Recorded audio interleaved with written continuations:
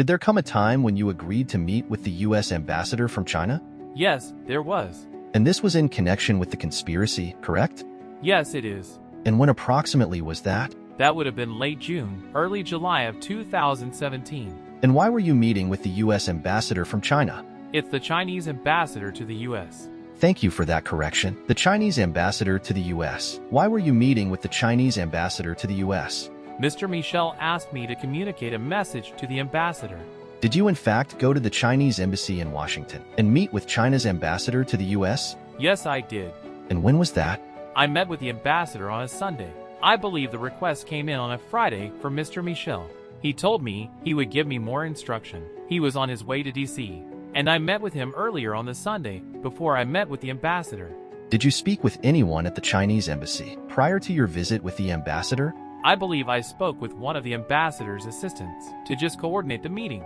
And what did the ambassador's assistant instruct you to do? We agreed on a time for the meeting on that particular Sunday and come to the embassy. What was his instruction to you as to how to gain access to the embassy?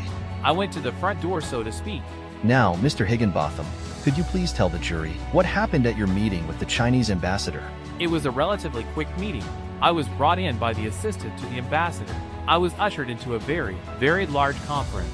I believe that they had tea available there for me. The ambassador came in a short time later. We exchanged pleasantries, and he said in effect, "Okay, what is the message?"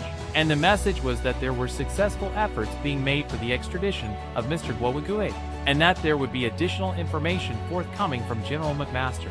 And who is General McMaster? I do not remember what his exact position in the administration was at the time, but I believe he was involved in the national security aspect of the Trump administration. So a senior official in the Trump administration? Yes. Now, what was the Chinese ambassador's reaction to the message you delivered? I remember him being quite stoic. There wasn't any particular emotion. He asked additional questions. Unfortunately, I did not have any additional answers, and the meeting ended almost as quickly as it began.